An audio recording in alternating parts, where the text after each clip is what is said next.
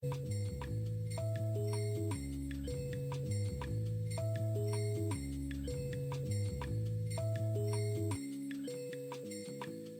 a whole vibe. Gotta keep it wavy, keep it chill, hold tight. Tell me how you feel, keep it real, no lie. Light another herb, let it burn through the sky. Right.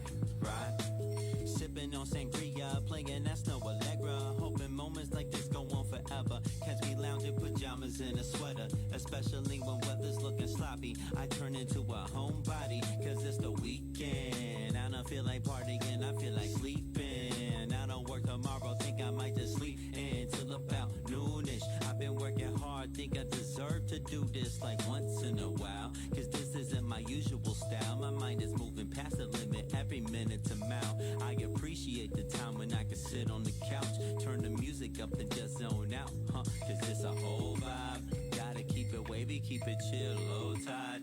Tell me how you feel, keep it real, no lie.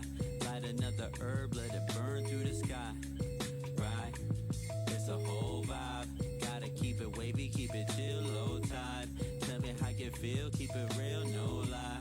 Light another herb, let it burn through the sky.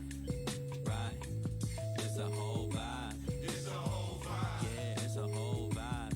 It's a whole vibe. Yeah, it's a whole vibe. It's a whole vibe. It's a whole vibe. It's a whole vibe. I might turn my phone off when I get in this mood. Only turn it back on when I'm ordering food. And when my pizza gets delivered, going back to disconnected. If you call me and I answer, I'll hang up and blame reception. Got a question or a message, I encourage you to text it. I'll see it when I see it, I'll hit you back soon. For now I stay in tune with this lazy afternoon. Like the roots in 94, asking do you want more? Yeah, I want less of the drama and stress. And interactions with people seeking my patience to test. You ain't cutting me a check, so I ain't giving you time to sacrifice my peace of mind. Cause it's a whole vibe. Gotta keep it wavy, keep it chill, low tide. Tell me how you feel, keep it real, no lie. Light another herb, let it burn through the sky. Right, it's a whole vibe. Gotta keep it wavy, keep it chill, low tide. Tell me how you feel, keep it real, no lie. Light another herb, let it burn through the sky. Right, it's a whole vibe. It's a whole vibe. Yeah, it's a whole vibe. It's a whole vibe. Yeah, it's a whole vibe. It's a whole vibe. It's a whole vibe. It's a whole vibe.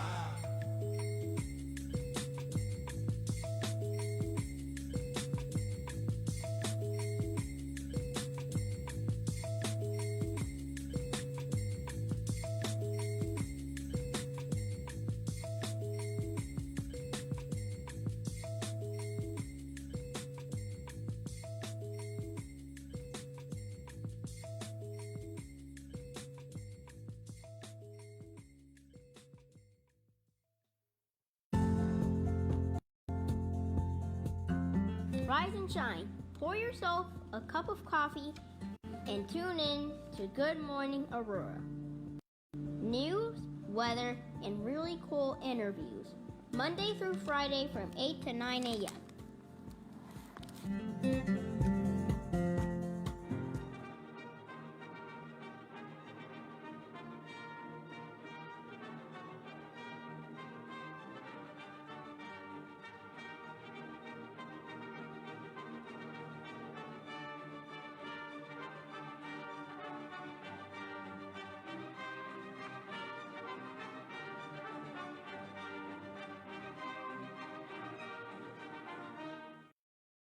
Good morning, Aurora. Good morning, Aurora. Good morning, Aurora. The time is 7:58 a.m. That makes us the most motivated podcast and news show in the history of the world. You are listening to Good Morning, Aurora, the second largest city's first daily news podcast. Hope that you guys are all doing good today. It's Monday, the 17th? 17th. Monday the 17th. Mm-hmm. Good to see everybody out there having a good morning today. It's a little bit chilly outside, but it's warm in here, so get your bundle up on. We have a great guest today. We have Maura Mitchell of the Women's Business Development Center here with us to talk business and taking people from startup to revenue. Yep. Right? Yep. Yeah. Yeah, I'm excited to be here. Thank you very much for coming on and talking to us. Thank How was you. your weekend, by the way? I had a great weekend. We got our shots because we're going to Africa. Okay. I got my typhoid shot and my hepatitis A shot because we're going to Namibia. Oh, wow. At the end of November. So that was a trip. How long are you going for? We're going for 12 days. Okay. Yeah. All right. Yeah. Doing some business down there or just taking a travel? No, it is our 30th wedding anniversary, and we're celebrating with friends or with family. All right. Yeah. Congratulations to you. 30 years. Thank you. Yeah. All right. It's a long time. As a man, it kind of fills me with, it is a long time. Shout out to all of you married folks out there. We love you all. Congratulations to you. So we're going to talk about business. We're going to talk about good information for folks. First of all, what's the history that you could share with us about the Women's Business Development Center and your role in it and what you've been doing? Okay. So the Women's Business Development Center is a nonprofit organization that's been around since 1986.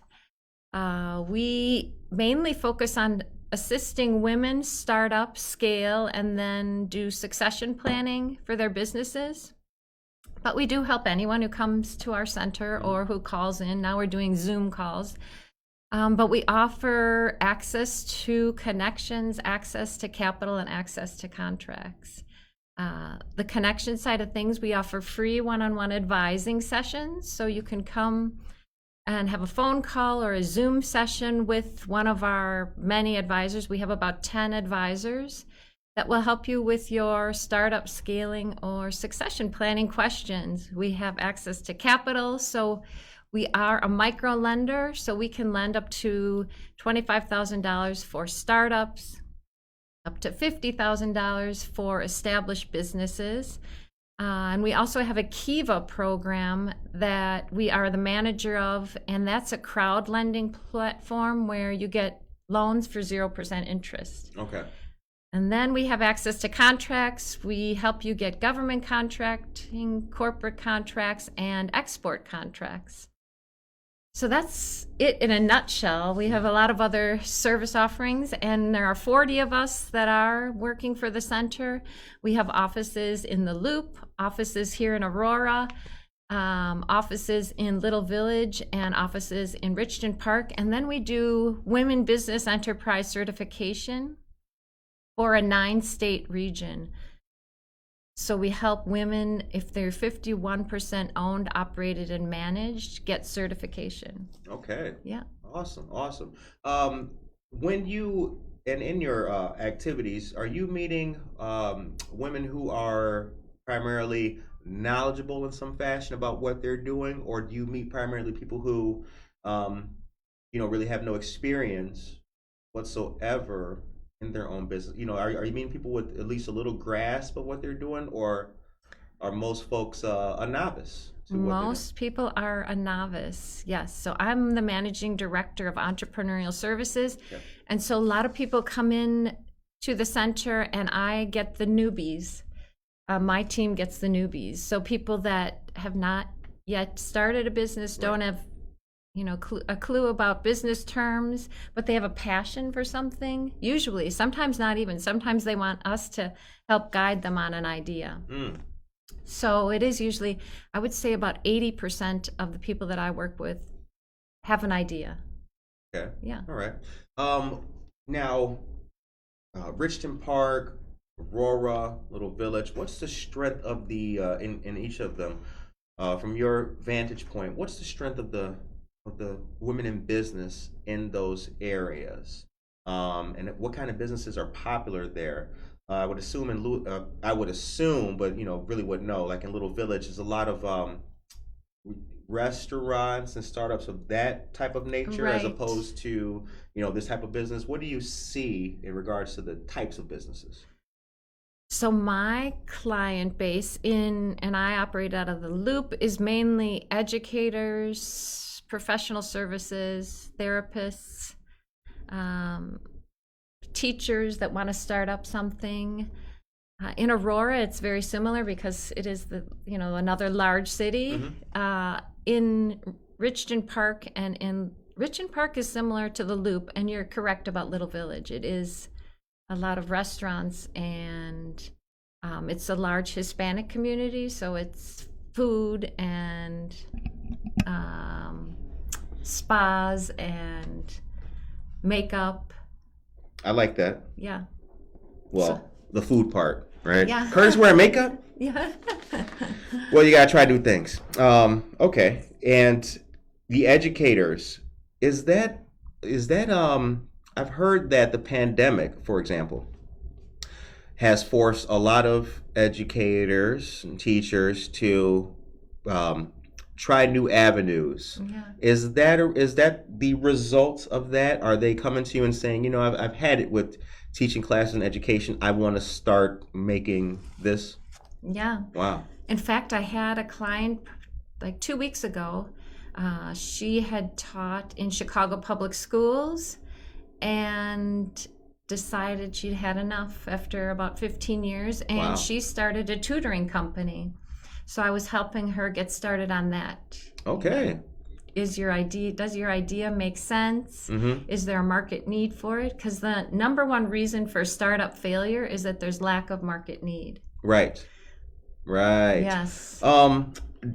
Does it make sense? I think is that a hard question for people to be asked? Yes. Because they have such a passion for Right. the idea that they don't see that really you have to have a passion for a solution, a passion for a problem, and then find the solution that fits you also. Right. So instead of saying, I'm going to start a yoga studio, you have to say, I know there's a problem out there and a lot of people have backaches. Right. So I want to solve that problem. Let me go talk to people and make sure that in this community they want a yoga studio to help them solve their back problems. Right. Because it's one thing to have a idea and be passionate about it. It's another thing to be realistic about it. Exactly. And I think a lot of people, at least I've been fortunate to meet folks who've done or started great things. Yeah.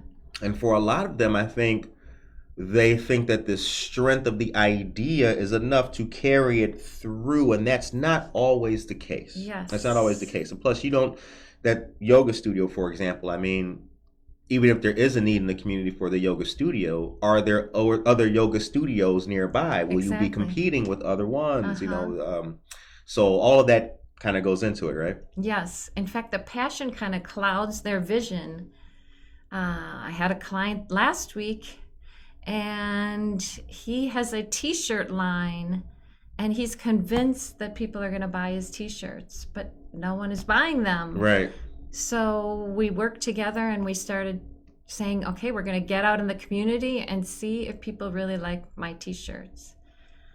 But he's a little hesitant to get out there, and that's what you have to do. You really have to get out and talk to people, which is uncomfortable. To talk to strangers, if you're not used to it, once you start doing it, it's fun. Mm-hmm. But to begin, people tell me they hyperventilate. I mean, if you're an introvert, it's hard to go say, would you buy my product? Would you eat my food? Right? Absolutely, yeah. The time is 8:08 a.m. Now, how can people get in contact with you if they're interested in learning more about you? So our website is great. It's www.wbdc.org, and you can go to our team, and we have photos of all the members, all the advisors. There are 40 of us, and you can click on my picture, my name, and it'll come up with my calendar link, and you can schedule with me that way. And then you'll see all the other advisors, and some advisors are stronger at some things than others. Mm-hmm. My strength is really the numbers. That's a beautiful thing. Everybody has their own strengths, right? That's right. Yes. I don't want to work with that busy. They told me this. Well, you should have went to Maura. Yeah. That's right. Well, that's what we find are people hop from one to another because they don't get what they want to hear. Oh, I know about that. I know about that. Now, see, I'm glad you brought, because that's so self-defeating for them, right? Yeah. Like, I've met people, and I work in housing, and hey, you didn't get your documents in on time. I mean, the deadline is, it was midnight on the 6th. okay, and they'll call back, right? And they'll Yes. talk to one of my friends and say, hey, is there any way that, and it's Yeah. like, no, No. there ain't. No. Yeah. If you would have called 4 times on like the 3rd or the 4th, you would have made the deadline. Yes. That's another story. Yeah. All right, the time is 8:09 a.m. Good morning to Michael Sacco Gibson. He and I used to work together at a company that we both outgrew and outshone. Good to see you, Michael. He's living in Chicago. He's a good friend. Karina Suarez Darden, good morning to you. She had a great birthday over the weekend. Bolivian dancing. It was awesome. Oh, wow. I had never experienced such a thing. There's a part where you hold hands like this and you're, right? Oh, fun. Yeah, the music's very upbeat, but when you're looking at people doing this, you're like, wow, that music with this, Yeah. pretty cool. Yeah. And it was really good food. Saul Olivas is here, Maria Chirito, and Norma Peterson, Executive Director of Document the Abuse. Good to see you, Norma. The time is 8:10. So we were introduced by a dear friend, Anna Sierra. Mm-hmm. How did you meet our friend Anna? She is actually a co-mentor of mine. Okay. So I participate in a innovation age mentoring. So a young person is paired with an older person. Innovation Age Mentoring. Yes. Okay. I think it's through the name escapes me. I'm thinking like the Innovation Project. Okay. And they pair older people with younger people, and you're co-mentors. So I help Anna with her business idea, and she helps me with getting out there. So she urged me to do a TikTok video. So I've done 3 TikTok videos. Where can we find these videos? Maura's Maxims. I do... Maura's Maxims. I like that. Yeah. I do startup tips. Okay. Yeah, on TikTok. I've done a few videos, and Anna has been my inspiration. She just said, get out there. Doesn't matter how old you are, just go for it. That's right. So I urge people to step outside their comfort zone, and she does the same for me. Good. Yeah. That's awesome. That is very cool. Maura's Maxims on TikTok. Yes. All right. Gonna check that out. So what have we seen in regards to trends with businesses and or startups prior to the pandemic, and then during, and then now? What have we noticed? What have you noticed? So starting a business is really kind of counter-cyclical. As the economy slows down, people starting their businesses. It made the news almost every day. Yep. Yeah. So during the pandemic, we hired a bunch of more people. We got a lot more funding to help people start their own businesses. So now we're seeing another ramp up because people are anticipating a recession and inflation has gone up. So people are coming back again. So when the economy slows down, you see an increase in people. Maybe they've been laid off, or maybe they start thinking, okay, what if I am laid off? I need to start a side gig. Mm-hmm. So they start coming to us then. Good. Yeah. And those people who are coming with those side gigs, tell me if I have this. Is it 50% of all new businesses fail? It is. I know 6% of ideas are successes. So 6% of ideas are successes. Yes, wow. 94% are not. But a failure is something to learn from. Amen. Yeah. Amen. Yeah. Hallelujah. Yeah. That's a fact. In fact, I have people go through an assessment before they start a business, and I say, have you failed? And we count that as a credit. If you say yes to that, that's good news. Absolutely. Because you've come back, you've been resilient. Yeah. Right? Because the idea for this show started during the escape room days. Yeah. Like I wrote it in a notebook because we were going to start a podcast. We had 3 rooms. One of them wasn't doing well. So we were going to turn that into like the observation room and make a show out of it. But it really wasn't feasible for that kind of industry. Once you show that touching the mic will make the door open up, that's it. And everybody will see that. But I kept that notebook and I worked on it every day. I was like, something on this page can work again. Yes. And I was like, okay. Yeah. Right? And every time I got a little bit, I was like, Yeah. So 94. And when are you creative? When am I creative? Yeah. I'm creative all day, but I'm at my peak from about 4 to 10 a.m.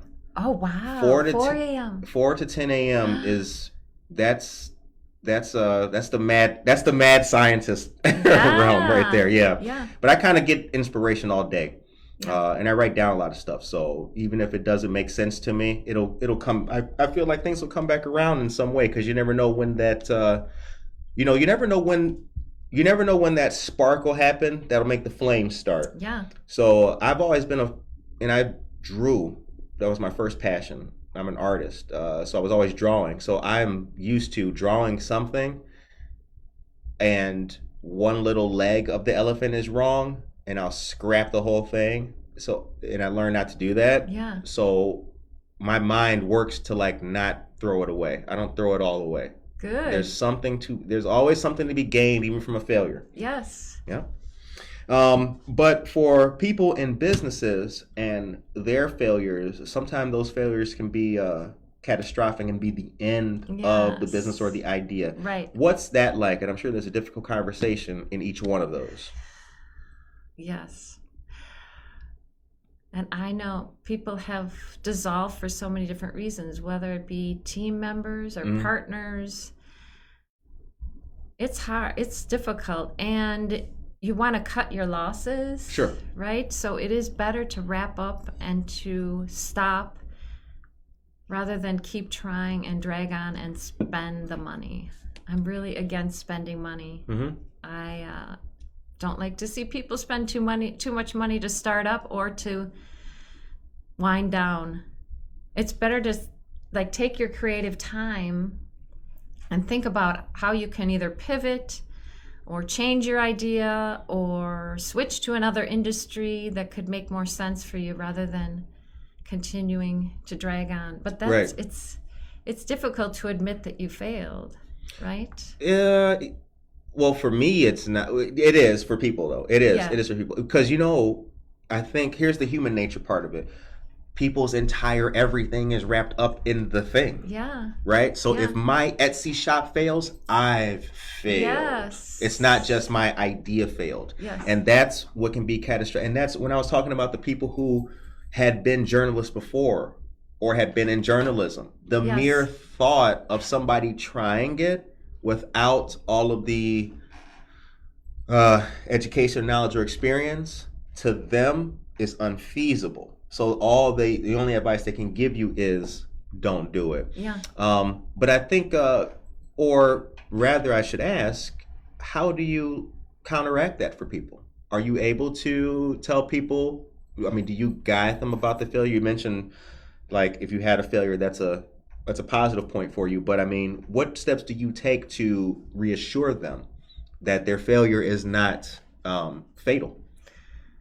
To be honest, a lot of people will stop coming for advising when they're failing. So I don't hear about the failure until later on when I reach out to check on them. Right. Like, yo, what happened? Yeah. Right. Yeah. And we had 2 clients that were partners, and they were doing so well in the restaurant business. Mm-hmm. And I reached out, and she just said, had to dissolve because we had partnership issues. But I hadn't heard about it before then. That's tough. I think it takes, don't you think it takes time to figure out, like you said, to separate it from yourself. Yeah. Separate the failure from it. You know what? It does, but I'll say this, and I have not had the benefit of providing business coaching to folks at your level. But I tell people, just when I meet them and they're interested about things, you have to know, if you know what you're in it for, then you're going to persevere through the failure. It was not lost upon me at all that I do not have any training or experience in broadcast media. That fact was staring me right in the face every day. So I went into, just using myself as an example, I went into it knowing that, I'm not I'm not time skilling with it, you know? So I need to work hard to be that. So my failures could only be things to step on. That's Yeah, just, you know, exactly. unless I do what is obviously counterproductive, over time, I will be able to become better. Right. McCarty Mills, actually, that reminds me. Good morning to McCarty Mills and Dora Sanchez Soto. They are a perfect example. So we have our anniversary parties at McCarty Mills. Fantastic tap house here in Aurora, located on River Street. The reason why is because when we started the show was around the time that they opened their doors. Now, for them as a business, I was going past it. It was empty and abandoned. I started seeing work being done. Light fixtures and all. That's a lot of money. Yeah. And then the pandemic got worse. Now, and that goes to the spirit of our show, to invest tens of thousands of dollars, perhaps hundreds, Right. into a business, and in a financially unstable time must be way more nerve-wracking than me trying to do news without a camera. So I like to give them their support because they persevered and looked at things in a realistic fashion, and they still held on to the gun in a responsible fashion and opened up. And I think that's key. Realism, but also knowing what to do with failure, or, you know, because they were set back, but then eventually opened up. The time is 8:21 a.m. So I'm gonna do a couple pieces of local news, like I mentioned, and then we'll come back and you got some names and dates there? Yeah, I have a couple. Oh, nice. Yeah, let me see. A couple little factoids for us. Yes, factoids. All right, get ready, ladies and gentlemen. Vanessa Rodriguez Aguirre is here. Good morning to you. Tracy Duran is here. Good morning, my wonderful friends. Happy Monday. Happy Monday to you too. And Harry Beast Dog Parlor is here. Alicia Alexander, good morning to you as well. Okay. Bull, a Love Story. This is a really good play that's taking place right now at Paramount's Copley Theater, located at East Galena Boulevard, right across the street from the Paramount. Performances are 1:30 and 7 p.m. Wednesdays, 7 p.m. on Thursdays, and 8 p.m. on Fridays. Written by Nancy Garcia Loza and directed by Laura Alcala Baker. Stars Eddie Martinez as Bull. Everyone's from Chicago. The main character, Bull, has just been released from prison after serving a decade for dealing drugs. Upon his release, he returns to his old Chicago neighborhood of Lakeview, only to find it, and to an extent his family, unrecognizable. It takes place in 2005, 10 years after he's been released from prison. According to Mr. Martinez, who plays Bull, quote, he returns home to Lakeview. It's changed. He thinks he's going back to the same place. He hasn't had a lot of contact. It was a conscious choice to not have his daughter and his girlfriend come see him in prison. Technology-wise, a lot has changed between 1995 and 2005. So he comes into this whole new world, this whole new neighborhood, this whole new dynamic with his family, and he's a changed man, not the same guy who went in. It's a titular love story referring to the love of the neighborhood, the relationship between a father and his daughter, and the one between him and his girlfriend. It's a really great play. I saw it. It also has a good vein of social consciousness because it deals also with gentrification in Lakeview, Edgewater, and Uptown neighborhoods, respectively. You like plays? Mm-hmm. It's a really good one. It's going on here at the Copley Theater. So shouts out to Bull, a Love Story. We saw the play. It was great. I'm tempted to talk about it, but I don't want to spoil it for people because I would probably do that. So I'm not going to. All right. And also this week is very important because just last week, the contract was approved for the beginning of the new Public Works building on the Far East Side. Alderman approved a $9.2 million contract recently for some site work and construction on the 25-acre site on Liberty Street just west of County Line Road. They also approved $2.6 million agreement with R.C. Wegman Construction Company of Aurora for construction management of the project. The $9.2 million contract is with Berger Excavating Contractors to do site grading and development. The construction of about of the 14,000 ton salt storage dome. Eventually, the city will construct a new building that will be home to 5 of the 16 divisions within the Public Works Department. It would include some offices, a maintenance area for city vehicles, some truck storage, and a refueling station for city vehicles, including police squad cars. Berger was the lowest of 5 bids. The entire project, with the building included, has been estimated to cost between $25 and $30 million. The time is 8:25 a.m. Barbara McNulty Hollick is here. Good morning to you. Okay. So, what do you have to share with us there? I was going to say that there are a couple free upcoming workshops. Great. And these are webinars, so you can come in through Zoom. On October 20th from 10 to 11, there's Introduction to Minority and Women-Owned Business Certifications for Government Contractors. We work with people to get government contracts, and the government buys everything. You'd be surprised. So if you're a caterer, sometimes they buy food, sometimes they buy construction. So it's in your best interest to look into government certification and access to government or corporate contracts. And then on October 24th from noon to 1 p.m., we have a webinar called Crowdfund Your Small Business Goals with Kiva 0% Interest Microloans. October 24th. October 24th. And Kiva 0% Interest Microloan is a crowd lending platform.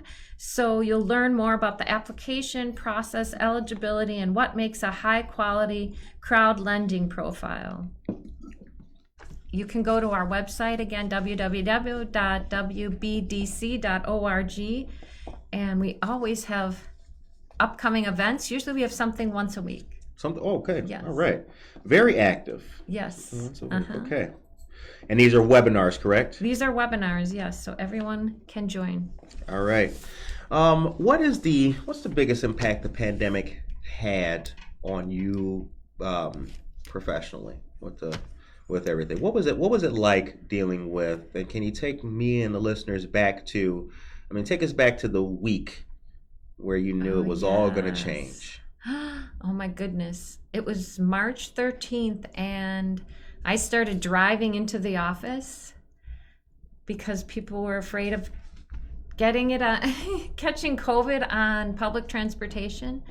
And I remember it was Friday the 13th. I drove down and the streets were empty in Chicago in the Loop. It was so eerie. Yeah, I bet. And then we shut down the office, but we had anticipated it and had Zoom licenses for each advisor. We had laptops for everyone. So people would just do their work from home. So we immediately transitioned to working from home and using Zoom to contact with our clients, do our free one-on-one advising sessions. And we were so busy. People were calling us crying because they were losing business. And then on the other hand, there were people excited about starting something new and trying something new. There was this, as you know, this unease because people didn't know what this COVID was going to do to people. Right. And there was a lot of anxiety and nervousness from everyone. But the Small Business Association stepped up and gave us an extra $1 million in funding to help small businesses.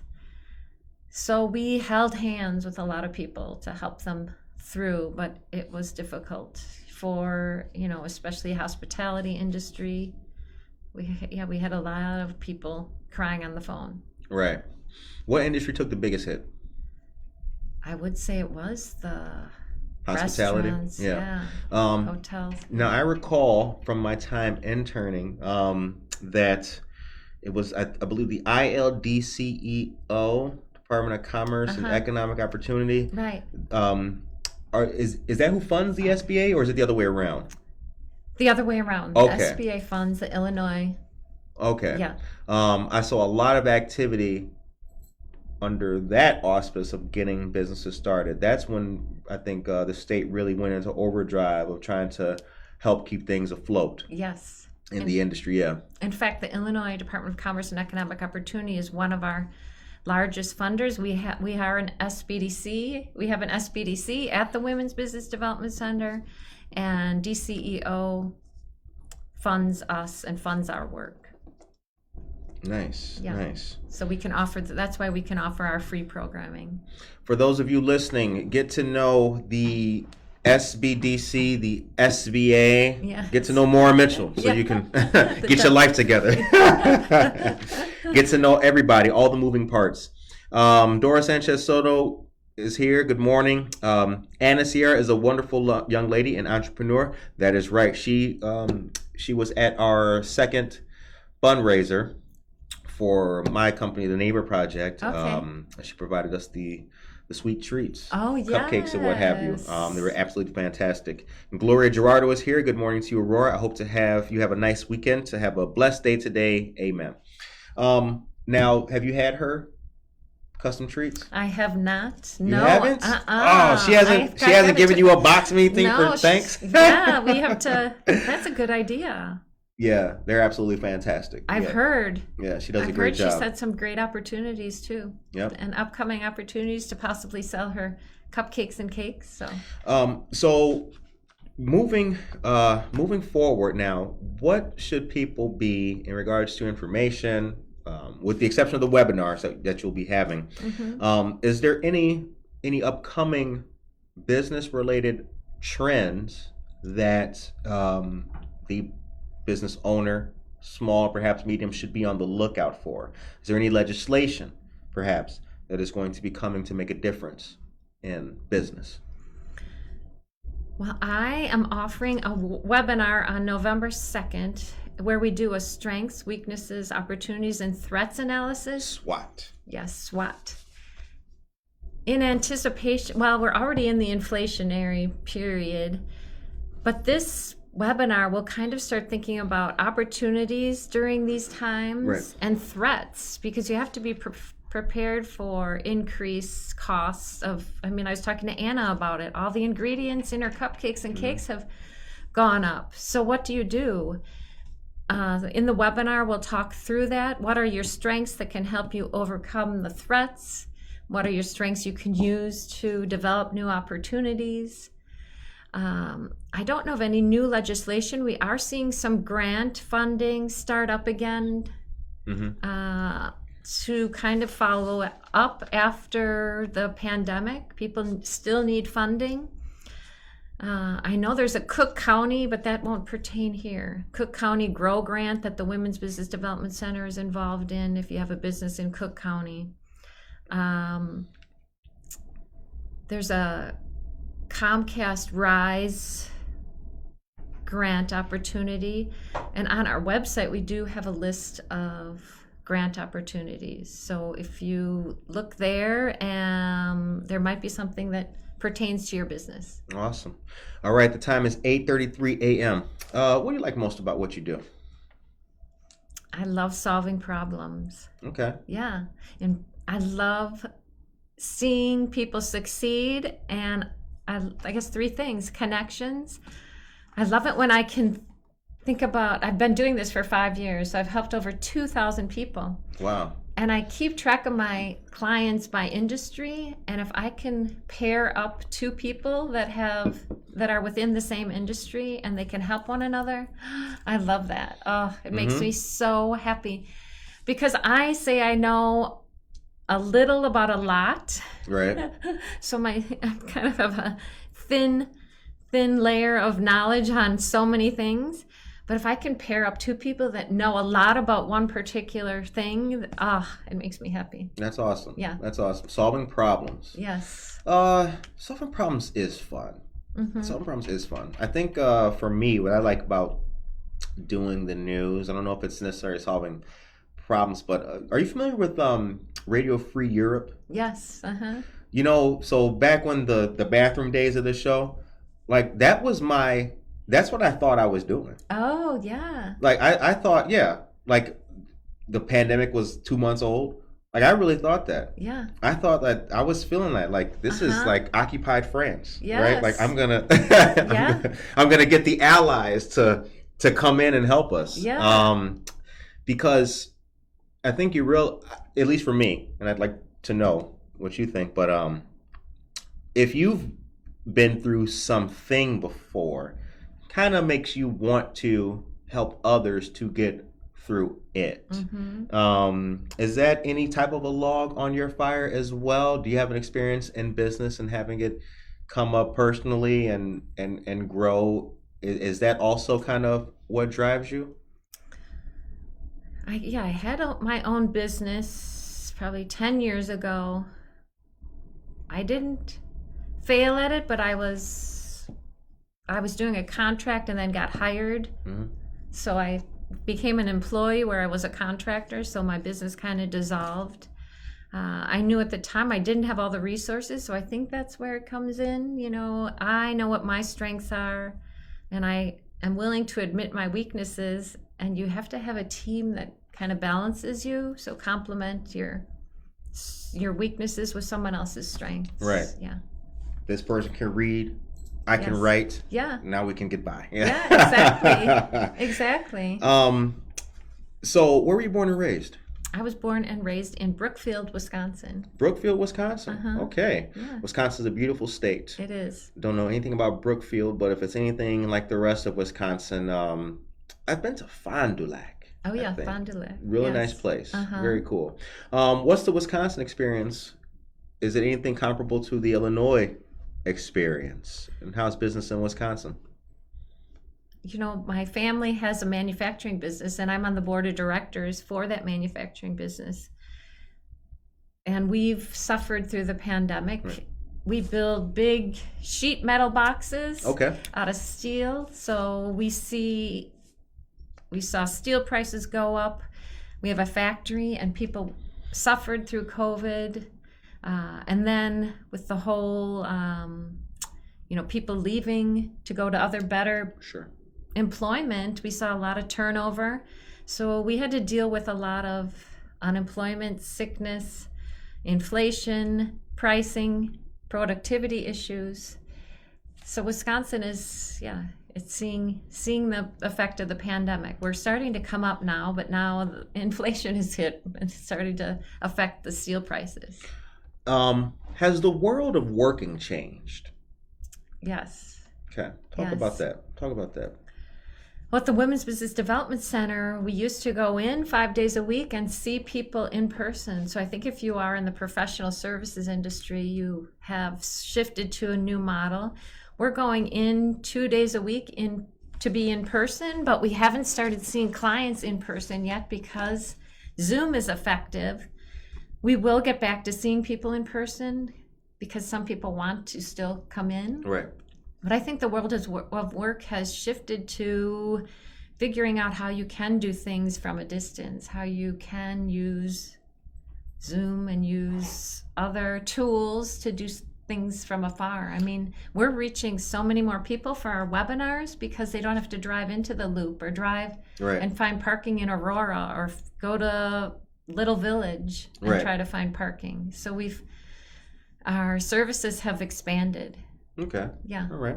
The time is 8:38 a.m. You are listening to and watching Good Morning Aurora, the second largest city's first daily news podcast. Hello to all you wonderful people out there. Monica, if you would be so kind, can you please take us to a commercial and give us a couple of local news for the people? You know what? Here's what I have. Yes, right here. So I got Pet Parade and then this and a couple of those joints on the Wabansi sheet. Thank you kindly. All right, everyone. Good morning. Make sure you subscribe to our YouTube channel and give a like on our Facebook page. All right, so downtown Aurora, now in its third year, Sugar School City will turn downtown Aurora into a celebration for Day of the Dead from October 15th to November 6th. The downtown will be rich with decorations and activities that surround the Mexican holiday. Dozens of downtown storefronts will be painted by local artists and decorated with festive displays for the holiday. Visitors will enjoy several photo-worthy opportunities, including a large 5-foot-tall painted skull at Sergio Furniture, located at 36 West Downer Place. A special Sugar Skull City-themed art and market featuring Hispanic-owned businesses and merchants from Oaxaca will be open from 9 a.m. to 1 p.m. on Saturday, November 5th at Society 57. Day of the Dead items will be for sale at a variety of downtown businesses, including gourmet goods from the Cornucopia shop, located at 63 South Broadway, fresh flower bouquets from Blissful Blooms, located at 55 South Lake Street, and Sugar Skull City tote bags and artisan items at Wickwood House, located at 80 South River Street, and the Count and Seed Creative Exchange, located at 64 South River Street. Super Jumbo, located at 102 East Galena Boulevard, will sell special t-shirts as well. And there's so much more for the Sugar Skull City that will be happening in downtown Aurora. So go out and celebrate Dia de los Muertos. Also, the Wabanza Community College has some upcoming events. October 18th, the Latinate and STEM presented by Doctora Maldonado from 6 to 8 p.m. A conversation about how Latinate people negotiate identities in the STEM world. Join us as we continue the conversation about what it means to navigate the STEM landscape. On October 20th, Pláticas entre Emprendedores, Nuestras Voces from 3 to 4 p.m. This initiative provides an inclusive community at Wabanzi rooted in friendship, culture, and education. Join the LRC team to engage in significant pláticas. And also, October 27th through the December 8th, Empowerment Group led and presented by Imelda Cohiler, bilingual counselor, every Thursday from 1 to 2 p.m. And that Okay, so all of the events are happening in room 250 at Wabanza Community College. And also an awesome Halloween event is happening October 29th at the Live Aurora Teen Center, the second annual Halloween Pet Parade fundraiser in support of the free teen drop-in hours. So it's $25 per family. You'll get hot dogs, chips, and a drink. Come dressed up similar to your pet and be in a contest. So look out for the flyer in our social media for that. That's right. Hot dogs, chips, drinks, puppies, gerbils, salamanders, and turtles. All of that good stuff. Bring your pets out to the pet parade. It's going to be a good time. It'll be encompassing all of LaSalle Street, as Monica mentioned. And I want to say a good morning to our friends of the Alive Teen Center, Addie Rubio and Casey Chitwood, Gabriel Bradford, and the whole team. Anita Lewis is here, Kane County Board. Good morning, Anita Lewis. I saw you yesterday. Michael Rayford is here, and Cheryl Brownell is here. Good morning to all of you great people. The time is 8:42 a.m. You are listening to and watching Good Morning Aurora, the second largest city's first daily news podcast. So, Kiva.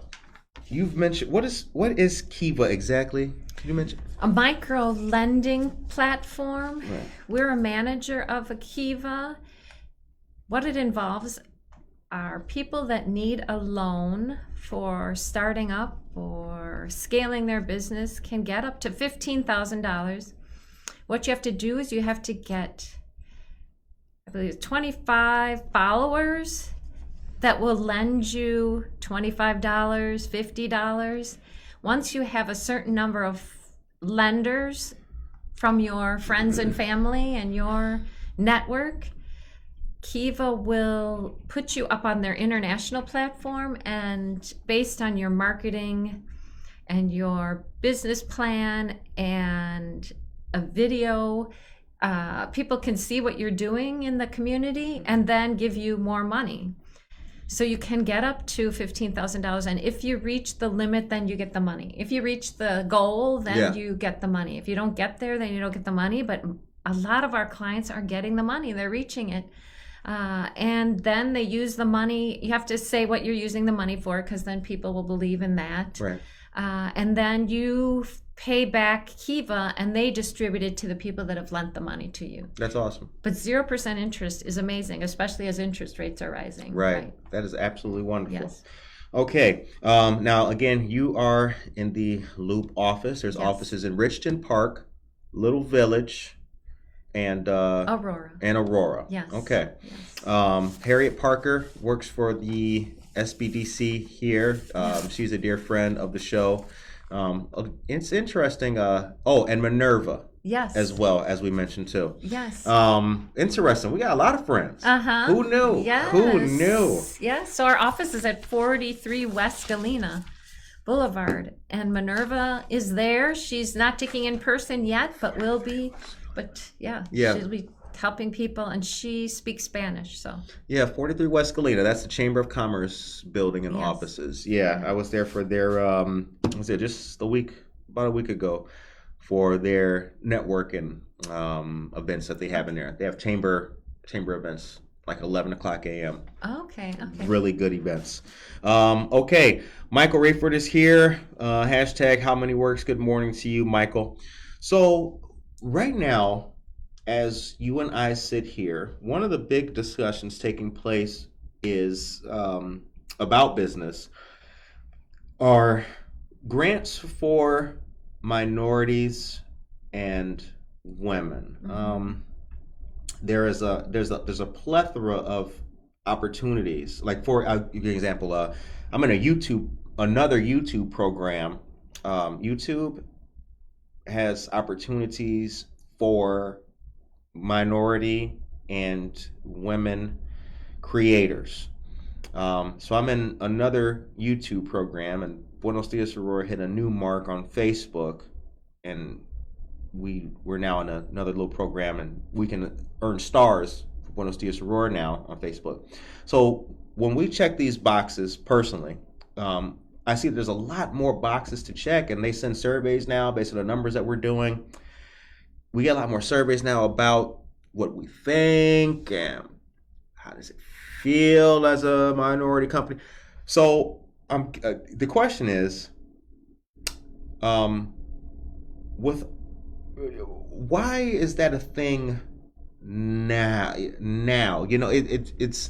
It seems that there wasn't always a focus on diversity in contracting or business. Why is that? And maybe if you can't deal with the why, I guess, what have you noticed from then till now, I suppose? I think it started during the pandemic, when we realized that underrepresented communities were being negatively impacted by the disease, and then they didn't have access to care. So people, were speaking up. And I mean, isn't it true that if we have different ideas and different backgrounds and different upbringings, that we bring all that to the table and we solve problems better? So I think that corporations are realizing that, look, at minority business owners can add value to our contracts. We just had a client who makes little, not cupcakes, but like pound cakes, and she got a contract with, I love pound cake. Yeah, American Airlines, through their diversity and inclusion program. So I think people are just finally waking up to, if we're all, if we accept differences and work together, what beautiful things we can do together. Now, in your 5 years of doing this, why was that not a thing? I don't know I think it's always been a thing since I've been there, that we're encouraging people to get certification, get certified as a minority-owned business or as a woman business enterprise, because then you are realized. I think the corporations now and the government are taking that more into consideration, and they actually have quotas for the number of minority-owned businesses and women-owned businesses that they like to have in their contracting base. And just to clarify, though, for those who are listening, that wasn't to suggest that the Wabanzi SBDC or that you weren't looking that way. It's just, it makes me happy Yeah. I like seeing that, but Yeah. it's just like a now kind of thing. Yeah. And I'm glad to see it overall, but it just makes me think like, if had that been the focus earlier, perhaps we could have, the best time to plant a tree is now or 10 years ago, right? So Right. it's like, we could have been harvesting more fruit Yes. by now, I think, if there was a little bit more wide casting as opposed to narrow casting. But It's still the worst part of my job is access to capital because it is really difficult. I mean, a grant, there are lots of grants, but finding a grant is like finding a college scholarship. right. There are so many, they'll say, oh, there's a $10,000 grant, but once you read the fine print, there's so many exclusions Yes. that you're not always. I did volunteering a few times, volunteer grant reading for the ICJIA, the Illinois Criminal Justice Information Authority. And let me tell you, so for violence interrupters, that was a big thing. I've done like 4 or 5 of those. Like, you have to be, I mean, what they want, it is not, you're talking about fine-tooth comb. Yes. It is surgical. And Yes. you cannot, oh my goodness gracious. And that's kind of what makes me, again, I don't bash the government, right? Right. Don't bash the government. That's where I was kind of going with the whole thing, right? Yeah. Why now? But it's like, I think there's still so much to do, even with their great intentions. Mm-hmm. Yes, we want to give more contracts to women in business, right? But holy cow, when you see what you have to do to get the certified, hoops you got to yes. jump through, Yes. yeah, it's really serious. Yeah. Do you help folks in that aspect, though? Can they get any kind of grant skills or application skills through? Yes, we can help out with, you bring in your business plan. We can help you get ready for applying to a grant. We have a team that does Women Business Enterprise certification for WeBank. So there are all different certifications. Our certification is nationwide through WeBank, WBENC, and that's where we have a 9-state region that helps women get certified, and that certification is then recognized by corporations and government agencies. Okay, Yeah. Very cool. Yeah. The time is 8:51 a.m. How was your weekend? It was great. Yes, I had a fun time. What'd you do? Yeah. I think, did I tell you about my vaccinations? I don't remember if that was Because you're going to Africa. That's right. Yes, That's yes, right. yes. That's right. Besides that, yesterday I ran 6 miles. So that's a big thing for me because usually I can only run 3. And I was listening to a podcast or exercise cast, Mm-hmm. and they talked about cadence and making sure you stomp at a certain rate, and that helped me run further. I ran double the distance. Yeah, I used to, cadence helps when you're running. Yeah. Are you a runner? Not like I used to run, but Yeah. I can run pretty fast. I just don't run now actively in the morning time. I don't have a workout regimen in the morning time anymore. But Okay. I ran for cadence for many years. You did? Oh yeah. Okay. Yep. Yeah. I like the rhythm. Yes. Makes you feel good. Uh-huh. PT. Yeah. Good for you. Good for you. Yeah. Good for me. Good for me. Okay. I'm going to read something real quick here, and then you will have the last word. Okay. As I mentioned. Thank you. On the show. No problem. So Monica told you guys about some of the events taking place for Wabanzi Community College. Personal commercial. Thank you, Monica. NAMI KDK has community presentations, mental health awareness, advocacy, and understanding. I just want to highlight a few of these very briefly. We have Sharing Hope. If you're part of the Black community, join as we are led by presenters of the Black community and organize welcoming, safe, and culturally competent community conversations that take on, stigma and stereotypes. Topics include how do you heal the art of healing and smile on your journey.